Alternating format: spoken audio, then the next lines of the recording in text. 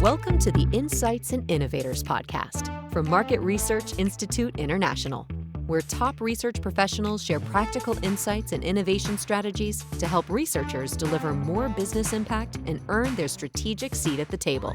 Today's episode is sponsored by Sawtooth Software. Sawtooth Software is a leading provider of advanced tools for computer and internet interviewing, conjoint analysis, max diff scaling, perceptual mapping, and more, all backed by our unparalleled support team. Now here's your host for today's episode.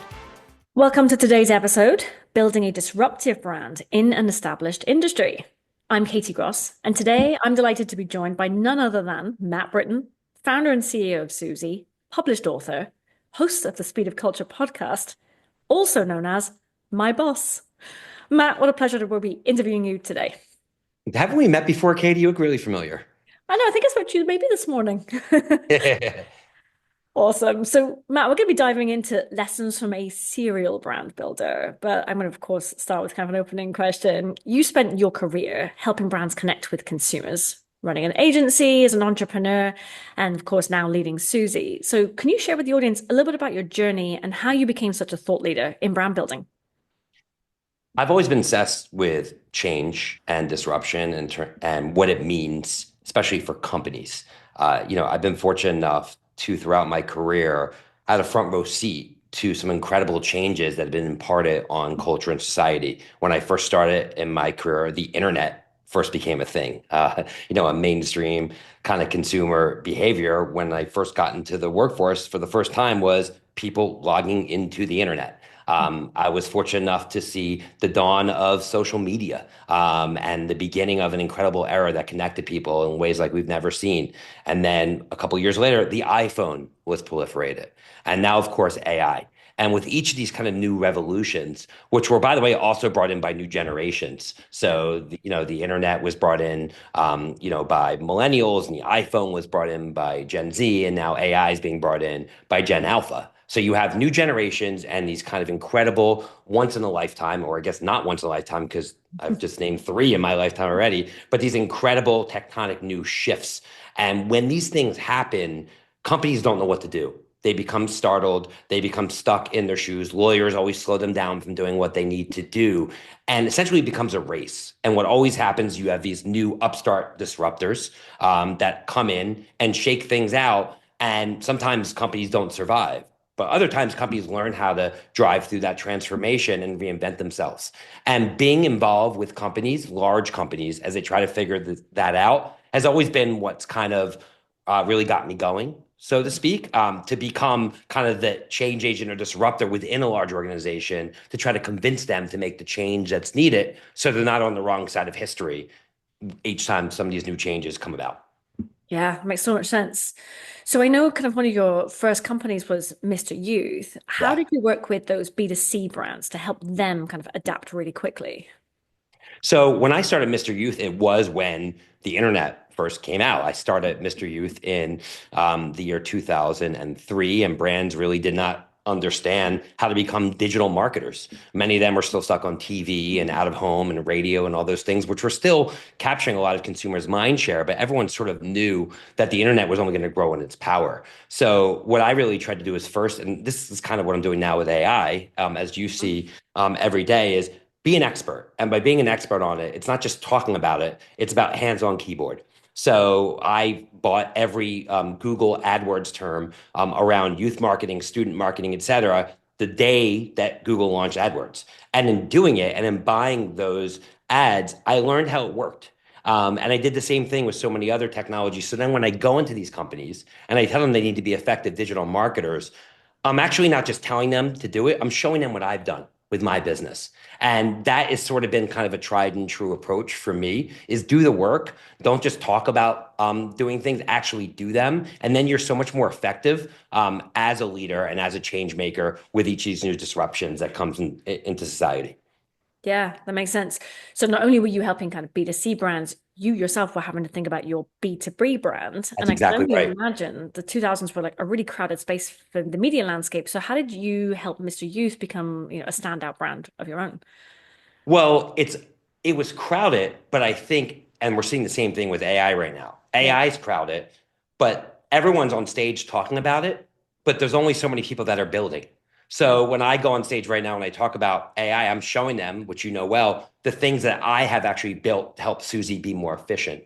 And of course, companies are like, wow, how do we do that for our business? So I've always and that's how you stand out in a crowded market is you differentiate.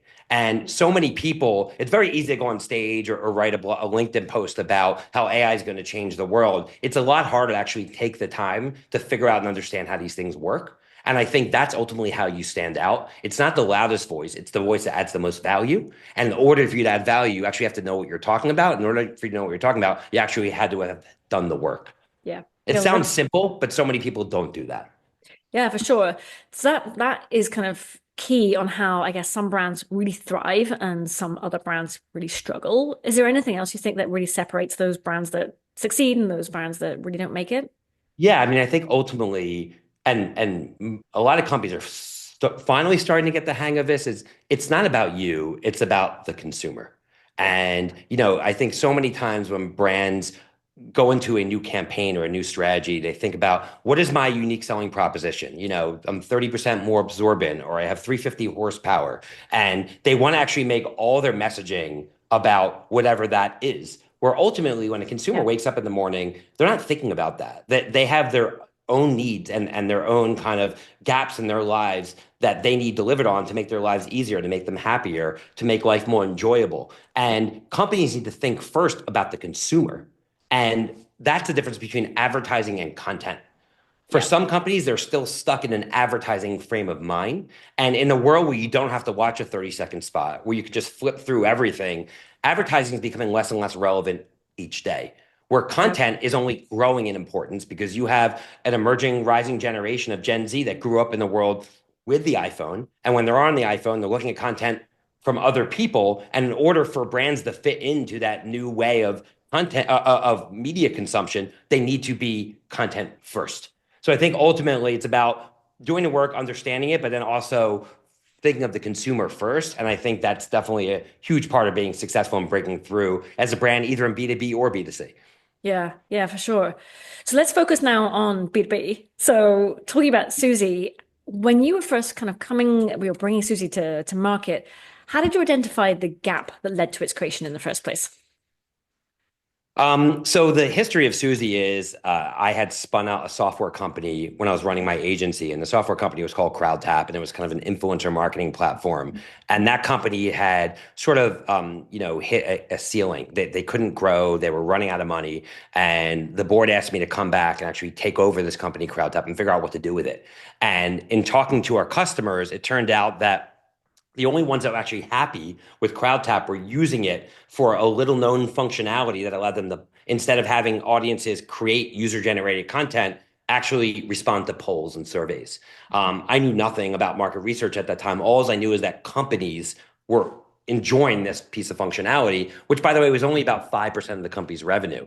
But I made the decision to walk away from 95% of the revenue and just focus on that 5% because something that CrowdTap was doing in the survey or research space was working. And then I decided to just focus on that.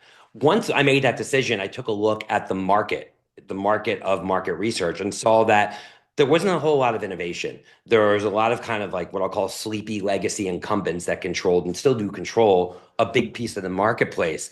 And it was clear to me that the market was kind of thirsty for a disruptor, for someone that maybe doesn't have the curse of knowledge of market research, but really looks at things from a different angle. And I just kind of dove in. So there was so much that I didn't know, which I think when you're launching is really a benefit. Once you start to get to a certain point, you need to bring on that expertise, which is why you joined the company and why so many people who work for you joined the company. So we can kind of have that great balance of naivety and innovation disruption with deep domain market expertise. I think that ultimately is the peanut butter and jelly of Suzy's success, is that we have both sides. And I think so many companies just lean into, no, this is the way it's always been done. And I think now more than ever, if you do that, it's really a path to irrelevance with all the changes that we're seeing.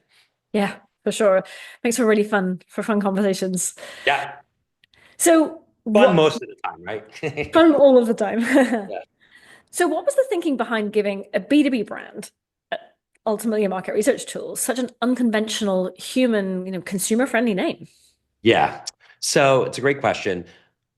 When I named Suzy, which was in 2017, it was a couple years after Siri and Alexa had launched. And even though those technologies, arguably even till still today, aren't perfect, I kind of thought I was seeing the future of new ways that consumers would be interacting with technology. That one day, I thought, way back in 2017, people would be interacting with technology just like they interact with people. And lo and behold, here in 2025, that's exactly what they're doing. In the AI era, is that technology is becoming personified, and the way that people interact with technology is increasingly going to be them speaking to their technology, the same way they would speak to another person. And since I thought that era was coming, even though it hadn't arrived at that point, I decided to give the company a name, and I named it Suzy. That's amazing. And so as what was a brand new entrant at the time, one that was fairly disruptive, as you mentioned, into an established and pretty crowded insight space too. What Yeah. were those key goals in that early year to really establish Suzy as a different kind of brand? So I think whenever you're trying to disrupt an existing space, you have to almost believe something that other people don't. Hmm. And for me, it was about the notion of democratizing research to everyone, allowing the everyday business decision maker to be able to at least take a pulse check on consumers when they're making a decision. Because what I had seen throughout my decade and a half of running an agency is multi-million dollar decisions made on the spot without any consumer input. So even though I didn't have nearly the amount of sophistication in terms of methodology and approach that Suzy has today, I think that definitely hit a nerve in a positive way, more so with marketers who really were struggling to have an easy, kind of intuitive way to at least bounce something off of consumers. What I learned over time is that market research is a very sophisticated practice. And in order for you to really build a substantive business in this space, you need to have the expertise and methodology. But when I was starting, I really kind of entered in a very narrow point in the industry, targeting a very specific user who didn't know much about market research, just like me. And with that, we were able to kind of create a brand and build momentum, which over time, of course, spilled over into more of the market research establishment within large organizations. Yeah, that makes sense. So obviously I know all this, but share with the audience, what are those kind of key strategies that we're using to ensure that Suzy is more than just a tech platform with features, etc., but really a brand that companies want to be associated with and have an emotional connection to? Yeah, it's a great question. I think it goes back to what I was saying earlier. It's really us eating our own dog food. So I gave two strategies that have worked through with me throughout my career. One is actually doing the work and having hands-on keyboard. And I think we do a great job at Suzy at doing that, whether it's using our own tool to launch research that becomes thought leadership, whether it's building AI tools within our company that then give clients confidence that we can become AI experts in bringing AI into the market research fold, right? So it's about hands-on keyboard, doing the work, being deep domain experts in the things that we're bestowing on our customer. And I think the second thing, going back to the second point I made earlier, is it's about thinking of the customer first. So we spend so much time, as you know, Katie, creating content. So, I run a podcast that's now had over 200 episodes with CMOs. I don't get paid for that. I do that because it's something that I think is a great value add to the industry, both the marketing advertising industry and the research industry. You're running this podcast, right? We do a ton of webinars and reports and all these things that we push out to the industry, not just customers, but prospects, even our competitors, to show that understanding the end consumer is so important, right? So we don't talk all the time about how Suzy has the best functionality and this and that, because that would be self-serving, right? We think of what does our customer really care about? Like right now, they might care about the effectiveness of Super Bowl spots or how GLP-1 is impacting the food. If whatever is on the minds of our customers, we will create content that's high value and we will push it out there. And I think in doing that, it's not about, selling to them. It's about building trust and brand love. And over time, that trust and brand love converts to business. And I think too many SaaS companies are far too performance based. They're far too much about sell, sell, sell, sell, sell. And of course, that needs to be part of your overall story. You also need to build trust and love as a brand to succeed, just like Coca-Cola or Tide does in the consumer space. Yeah, makes so much sense. And I think there's probably very few CEOs in this industry who can say they've spoken to 200 CMOs in the past year. So kudos for putting in the work. Thanks. Thank you. I'm going to talk about AI because it's your very hot topic. And I know you are incredibly hands-on, both personally and professionally, in using AI. So do you think that AI is going to level the playing field for some of the smaller B2B brands? Or do you think it's going to further amplify the differences between the larger, well-established players? It's a great question. I think AI removes the barriers to entry in creating technology. So, when you think of like some of the big early disruptors in software and market research, companies like SurveyMonkey and Qualtrics, their moat was their product. They were able to raise hundreds of millions of dollars to hire the best engineers in the world to create market research software that no one else had. So that became very defensible. And over time, it became slightly easier. And now creating market research software isn't defensible at all, right? A year from now, you'll be able to write a prompt and essentially replicate almost any type of software in the world and have it for your own. So if software isn't defensible for technology companies, what is? Well, I think that you've touched on a lot of these points during the podcast today, Katie. It is the ability to build a brand. It's the ability to create relationships. It's the ability to go to market and actually build a functioning organization of high-performing people.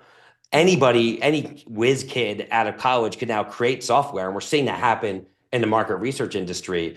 But can you actually hire people who the P&Gs of the world actually want to trust and talk to? Can you understand what their needs are as a business and deliver? That becomes now a true differentiator. So it's almost like in the age of AI, we're going back to a world where people matter a lot more versus matter a lot less, because if everybody has technology, then what differentiates? And that's how I think. So I think with the technology, it levels the playing field, but it actually puts more emphasis on a lot of the things that we've been talking about today during the podcast. Yeah, that's amazing. Well, thank you, Matt, for joining me today. It's been a true pleasure Thank you, Katie. to learn over the past 4 years from such an amazing brand builder. I really hope the audience has learned a lot of kind of key takeaways today as well that they can now apply to their roles. And thank you for your optimism and enthusiasm around kind of AI making people matter more. I think that's a very different take to what we're hearing from a number of other companies as well. So it's so great to kind of hear a different strategy there. Thank Thanks, you, Matt. Katie. I also want to thank you for your leadership in stewarding not only Suzy forward, but the market research industry as a whole. So thank you for that. Thank you. Thanks for joining the Insights and Innovators podcast from Market Research Institute International. Click subscribe to never miss an episode and visit us at mrii.org for more market research insights.